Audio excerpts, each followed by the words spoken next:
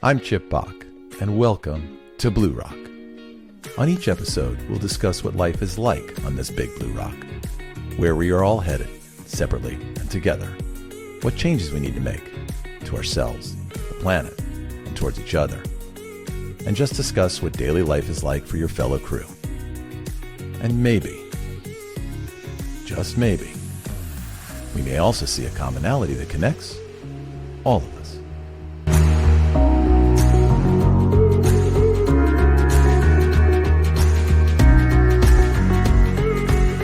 All right, welcome to another episode of BluRock. On today's episode, we're going to talk about a little something called fear. So what is fear? The pure definition of the word fear is an unpleasant emotion caused by the belief that someone or something is dangerous and likely to cause pain or a threat. But what is fear? Fear is a natural, powerful, and primitive human emotion.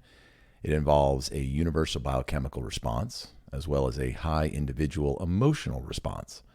Fear alerts us to the presence of danger or the threat of harm, whether that danger is physical or psychological.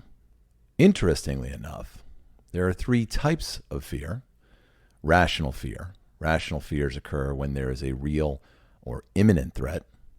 Primal fear, which is defined as an innate fear that is programmed into our brains. More on that later. And then there's irrational fear. Irrational fears are the ones that don't make logical sense and can vary greatly from person to person. From a physiological standpoint, fear starts in the part of the brain called the amygdala. According to Smithsonian Magazine, a threat stimulus, such as a sight of a predator, triggers a fear response in the amygdala, which activates areas involved in the preparation for motor functions involved in things like fight or flight. However, as you can see, most of us are taught that fear is something related to a reaction, in most cases, and usually to a threat of some type. But fear has become way more than that. So we know there are three types of fears, but there are five basic fears, of which almost all of our so-called fears are made of. These fears include extinction, mutilation, loss of autonomy, separation, and ego death.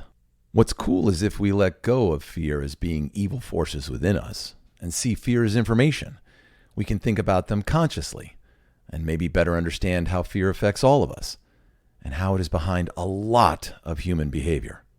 So back to the five fears. First is extinction. The fear of annihilation, of ceasing to exist.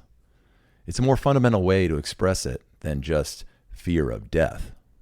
The idea of no longer being around brings up a primary existential anxiety for most humans, like that panicky feeling you get when you look over the edge of a high building. Yikes. This can also be connected to a person's ego, but it is probably the most basic way that fear serves us well. For example, jumping out of the way of an oncoming car so that we do not prematurely become extinct. I don't know that I'm personally aware of this next basic fear. It's mutilation.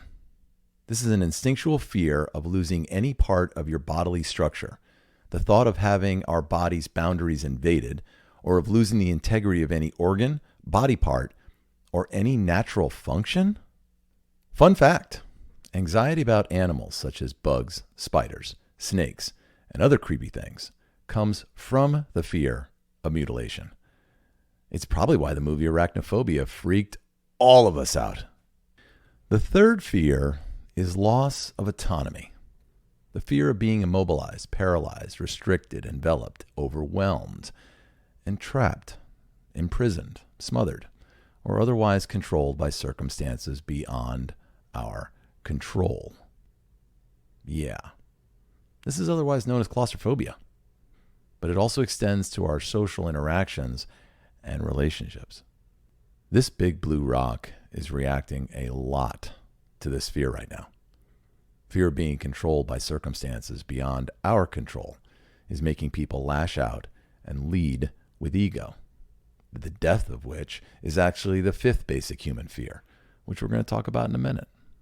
Is the loss of autonomy part of the fuel driving racism, war, and separatism? This brings us to basic fear number 4, separation. The fear of abandonment, rejection, loss of connectedness, of becoming a non-person, not wanted, respected, or valued by anyone else. The silent treatment, for example, when imposed by a group, can have a devastating effect on its target. The division among humans that is affecting so many corners of the planet swings both ways because of this fear. Some fear that their way of thinking and being is threatened by a more diversified world. Ironically, many respond to this fear by instilling it in others, especially those that appear different to them, whether it be race, creed, borders, or genders. This can even be seen in children. Those that are known as bullies are very often simply operating from a place of this fear of separation. So if fear of separation is causing so much pain and strife on this Blue Rock, doesn't it make sense to do the opposite and come together? The 5th and last basic fear is death of ego. This is a fear of humiliation, shame, or other mechanism of profound self-disapproval that threatens the loss of integrity of the self. The fear of shattering or disintegration of a person's constructed sense of lovability, capability, and worthiness. Ego, as we covered in a previous episode, has a tendency to not serve humans very well, especially in the times we're in now. We've been programmed to lead with ego since we were very small. Competition, greed, winning at all costs, being the best, all serves our egos. So much so that when we feel our ego is being threatened, or that ego death, this basic fear kicks in hard. And we react either internally or externally. Internally, it can be feeling unloved, incapable, worthless, humiliated, self-shame. Externally, we can react through violence, anger, lashing out, jealousy. And this tends to be another ingredient in racism, division, inequality, malignant narcissism, war, and genocide. So fear is way more than a response to a danger or a physical threat. Fear in all of its forms is the actual threat to this Big Blue Rock. Though we may not be born with many of these fears, once installed in us, they can make us feel alone, small, helpless, angry, and threatened. How can we come together as one if so much fear keeps us so far apart? Remember those 3 types of fear? Rational fear, when it serves to protect us and those around us, is a very good thing. Primal fear, we need to be careful of. Most are programmed into all of us, but like any program, they can malfunction, become corrupted, or even fail us. Irrational fear? Well, that is likely more of a symptom of when our primal fears may be working against us. In looking at all the ways fear affects humanity, I found some even deeper synchronicities. A friend of mine named Bhupinder Goraya recently wrote that math has a way of showing us certain fundamentals of the universe and humanity as a whole. Zeros and ones, for example. Mathematically, 0 cannot be divided, subtracted, multiplied. It's nothing. It's absolute nothingness. Some theorists believe 0 may have existed before the Big Bang. The number 1 represents a single entity.